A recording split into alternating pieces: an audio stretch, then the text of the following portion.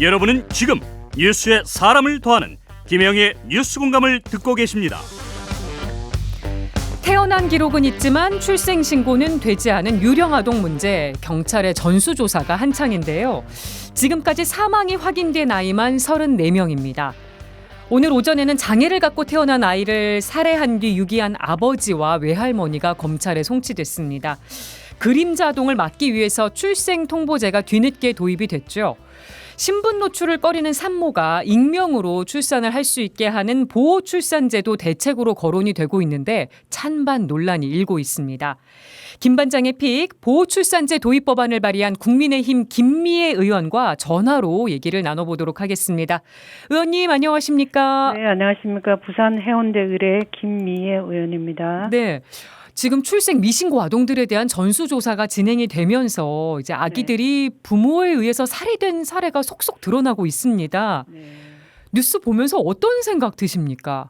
너무나 참혹하고요. 생명의 가치가 다르지 않을 텐데 사랑과 축복 속에 태어나고 자라야 할 아기들이 낳은 엄마나 가까운 가족에 의해 살해당했다는 사실이 아기들에게 너무나 미안합니다. 네. 그러나 이러한 일들은 이전부터 뉴스에서 계속 나왔습니다. 네. 그러나 대책을 마련하지 않았죠. 제가 2020년에 국회의원 되고 나서부터 홀로 외롭게 외쳤습니다. 그런데도 반응이 없었습니다. 국가와 국회의 책임이 너무나 크기 때문에 반성과 동시에 신속한 대책을 마련해야 합니다. 예, 이런 일이 생길 거라고 예상을 하셨던 건가요? 예상보다 이미 계속 일어나고 있었습니다. 우리가 심심찮게 신생아가 창밖으로 던져졌다, 쓰레기장에서 발견되었다, 눈길에서 발견되었다, 모텔에서 발견되었다, 역 화장실에서 발견되었다. 이런 아기들이 전부 태어나자마자 낳아준 엄마나 가까운 가족에 의해서 바로 살해된 그런 사건들이죠. 아니, 부모가 자신의 아이를 살해하고 유기하고 이런 끔찍한 일이 왜 이렇게 많이 발생했을까요? 어떻게 보십니까? 이제 제가 베이비박스에 있는 아기나 또 판결을 통해서 영아 살해죄 1심 판결문을 보거나 그러면 대부분이 계획하지 않은 임신입니다. 예컨대 성폭행 범죄로 인했거나 불륜이거나 혼외자, 불법 체류, 미혼 등 여러 이유가 있죠. 본인 명의로 출생신고하기 어려운 경우도 있고 출생신고할 수 있음에도 경제적, 심리적 불안 때문에 양육할 여건이 못 되거나 그래서 이러한 일들이 생긴 경우도 있고 다양했습니다. 지금 최근 8년 동안 출생 미신고 아동 파악된 숫자만 해도 2,000명이 넘습니다.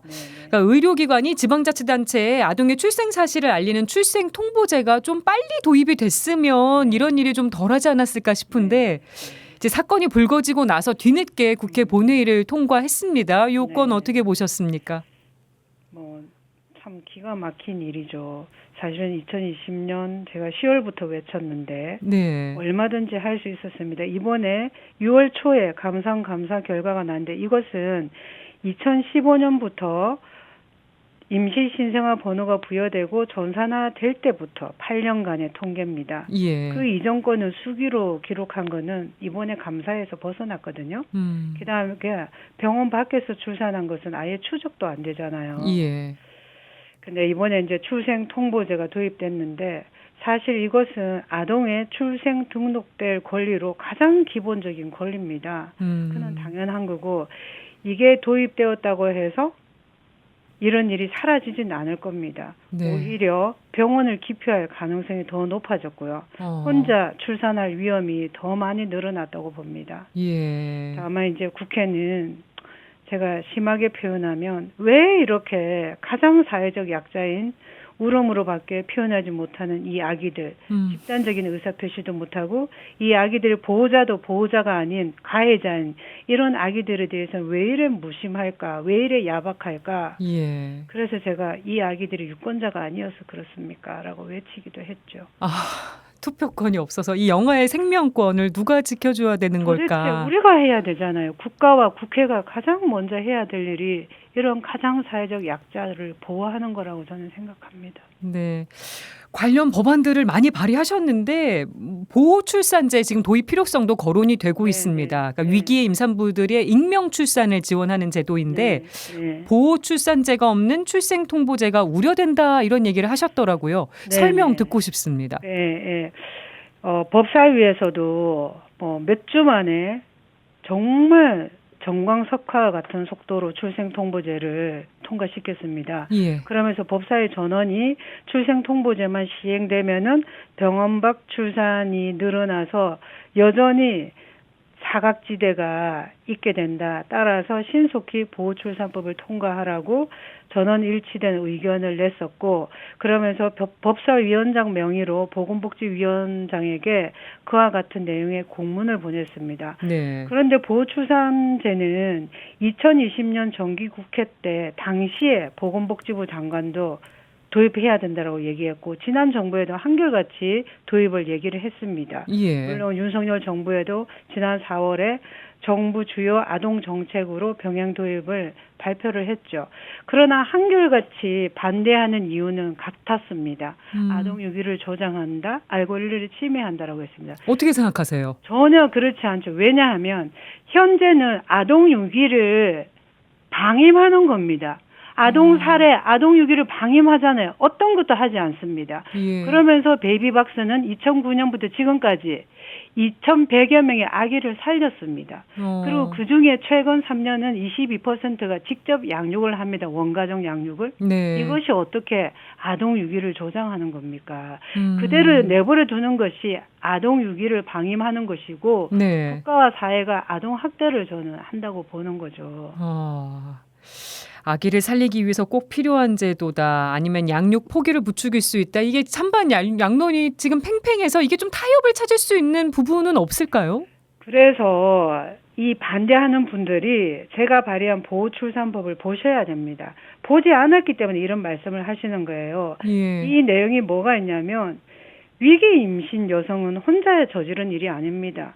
남녀 공동의 행위 결과로 임신을 했는데 남자는 무책임하고 사라지고 여성은 몸으로 나타나고, 이 불안한 여성은 혼자 이것을 감당합니다. 네. 어디 가서 말도 못하고 점점 숨게 됩니다. 그러다 보니까 모텔이나 무슨 화장실이나 샤워실에서 아기를 낳았거든요. 네. 2013년부터 2020년까지 영아 살해죄 1심 판결문 46건을 분석하니 전부가 병원 밖에서 출산했고 신원 노출을 꺼려했습니다. 예. 전부 가해자는 산모, 엄마였습니다. 아. 그래서 제가 발의한 보호출산제와 유사한 실내출산제를 도입한 독일과 지금 운영하는 베이비박스 현황을 살펴보면 24% 정도가 원가정 직접 양육을 합니다. 네. 그리고 13%는 출생 신고에 의해서 합법적인 입양을 보냅니다. 독일의 경우에는 22% 정도가 익명 출산, 보호 출산을 하는 거죠. 꽤 높네요. 결국은 이게 뭐냐면 덮어두고 익명 출산을 권유하는 게 아니라는 겁니다.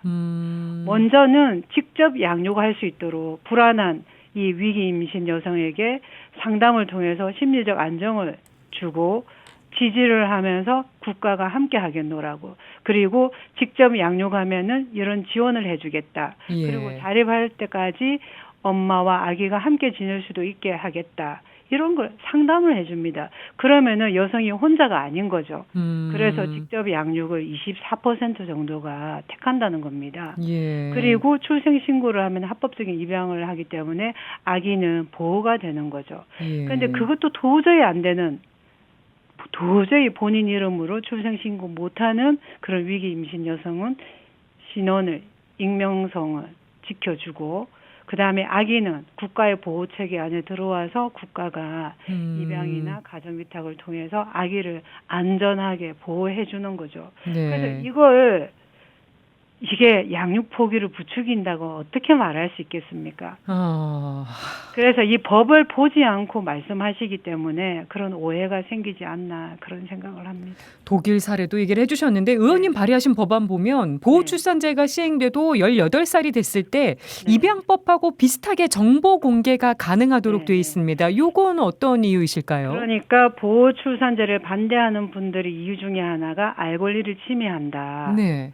먼저 짚고 가야 될 것은 알 권리를 의미를 파악하기 전에 생명이 사라지면 알 권리가 의미가 없습니다. 그 어떤 기본권보다도 절대적으로 우선되는 게 생명권입니다. 네. 생명이 지켜져야 되고 그래도 아동은 낳은 부모나 낳은 부모에 대한 정보, 본인의 출생 배경 이런 것들에 대한 알 권리를 저는 충족시켜야 된다. 네. 그래서 정보 공개 청구권 규정을 넣어뒀습니다. 네. 또 보호출산제가 또 입양을 또 양산할 거다 이런 얘기 하시는 분들도 있는데 요건 어떻게 생각하세요? 그것도 제가 아까 말씀드린 입양을 뭐 때문에 양산하겠습니까? 아동 복리의 원칙은 두 가지로 요약할 수 있습니다. 첫 번째는 아동에게 최상의 이익되는 것. 두 번째는 보충성의 원칙입니다. 이것은 낳은 부모가 키우는 것. 네. 그게 도저히 안 될 때는 국내 입양. 국내 입양도 안 될 때는 국제 입양. 마지막 시설에 갑니다. 시설에 가니까 우리가 어떤 일이 생깁니까? 18세나 지금 뭐 25세까지 있을 수도 있다고도 하지만 보호 종료 청년들의 정서적 고립. 이것 때문에 우리 사회는 또다시 무슨 대책을 세우기도 하고 지금 여러 노력들을 하고 있지 않습니까? 그렇죠. 그러니까 어떻게 이건 입양을 양산하는 거 아닙니다. 입양은 익명 출산의 경우, 보호 출산의 경우에 이 아동이 국가가 보호를 하는데 국가가 보호할 때도 가정 보호가 우선이 돼야 됩니다. 아기에게 집단적으로 시설에서 자라라. 이것이 아동에게 아동 복리의 우선이 아니지 않습니까? 그러니까 아동에게 최고의 복리는 뭡니까? 부모죠. 네. 부모나 가족이잖아요. 낳은 부모가 그 역할을 못하면 입양 부모와 가족이 아동에게 최고의 복리가 되죠. 그래서 그 다음으로 입양을 권유하는 거지 입양을 양산할 이유가 뭐가 있겠습니까? 게다가 대한민국은 지금 한 해 300여 명의 아기 중에 절반가량도 국내 입양이 안 됩니다. 그렇죠. 이렇게 혈연 중심주의가 팽배한 나라인데 이게 양산한다고 해서 될 일도 아니고 해서도 안 될 일이죠. 그래서 드리고 싶은 질문이 의원님 지금 두 아이 입양해서 키우고 계시잖아요. 직접이요. 의원님이 발의하신 국내 입양 활성화를 위한 입양 특례법 개정안도 지난달 국회 본회의를 통과했습니다. 요 내용 좀 짚어주시면 좋겠어요. 사실은 출생통보제와 같은 날 제가 의미 있는 법이 두 개 제가 발의한 것이 같이 통과됐습니다. 그랬죠. 지금 현행 입양은 입양특례법으로 국내 국제 입양 모두를 담고 있는데 이번에는 입양법을 이원화했습니다. 국내 입양법, 국제 입양법 분리를 했죠. 그다음에 국내 입양법에는 국내 입양을 활성화하는 것이 목적으로 담겨져 있습니다. 이건 역시 모든 초점은 아동에게 최상의 이익되게 하는 겁니다. 이것을 명문화했다는 것이고요. 국내 입양 활성화를 위해서 5년마다 기본 계획을 수립할 의무를 보건복지부 장관에게 부여했고 또 하나는 입양의 공적 책임을 강화하는 것과 동시에 민간의 전문성도 조화를 시켰다는 겁니다. 그래서 입양 부모와 아동의 결연 주체를 기존의 입양 기관에서 보건복지부 장관으로 바꿨고 그다음에 민간이 지금 70여 년 동안 전문성을 쌓아온 민간 입양 기관은 양육 상황을 점검한다든지 입양 신청 부모의 상담을 한다든지 입양 이후의 사후 서비스 등 이러한 전문성 있는 일들은 민간 기관에 위탁할 수 있도록 이렇게 두 개를 조화를 이룬 것이 이번에 핵심적인 내용입니다. 국내 입양이 왜 중요한지 국내 입양을 활성화시키는 게 이것도 짚어주신다면요. 그러니까 낳은 부모가 도저히 양육할 수 없는 그런 환경의 경우에는 입양 부모를 만나는 게 아이에게 그다음 축복이라고 저는 생각합니다.